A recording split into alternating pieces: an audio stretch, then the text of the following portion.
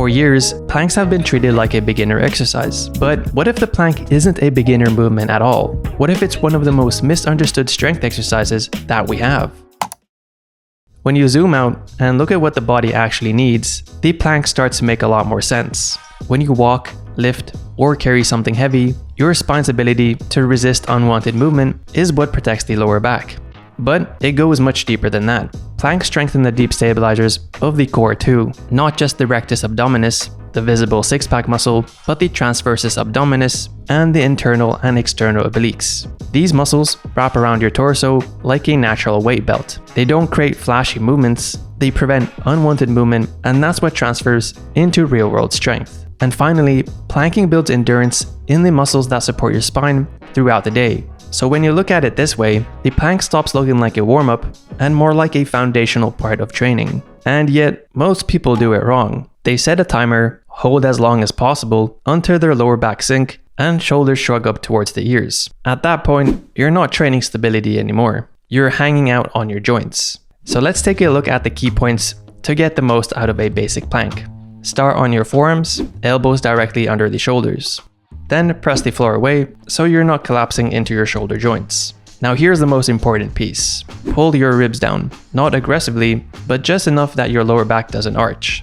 From there, lightly squeeze your glutes. This brings the pelvis into a more neutral position and prevents your hips from sagging. And here's a good test. If someone were to gently tap your hips, you shouldn't wobble. This is an active position.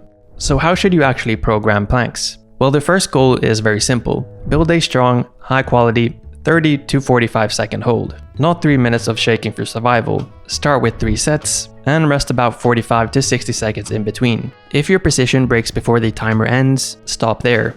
Quality always beats duration. Once you can own that 45 seconds to 1 minute with clean breathing and strong alignment, you can start progressing. And this is where it gets interesting. For example, if the regular plank teaches you to resist extension, the side plank teaches you to resist lateral flexion. In simple terms, it trains your ability to prevent your body from bending sideways. And this is huge for protecting the lower back, improving hip stability, and enhancing rotational movement. So to do this, set up on your forearms, elbow under shoulder, and legs stacked. Lift your hips so your body forms a straight line from head to toe. You should feel the bottom oblique and the side of the hip working together to hold you steady.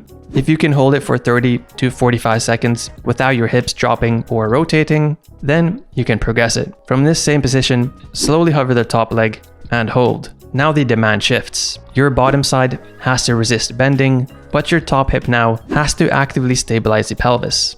This lights up the glute medius and forces your core and hips to work as one unit.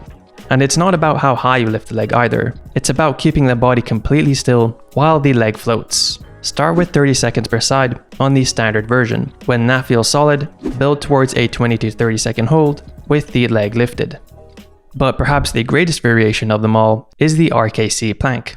Instead of holding passively, you pull your elbows towards your toes, squeeze your glutes hard, and brace your abs like someone's about to punch you.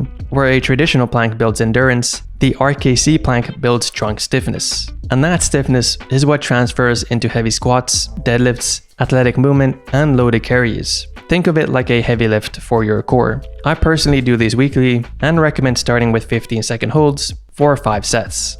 So here's a simple way to organize all of this. Day 1, front plank plus side plank variation, and day 2, RKC plank with side plank variation. You can alternate these days throughout the week or combine all variations into one focused core session. So thanks for watching as always, take care, and I'll see you in the next one.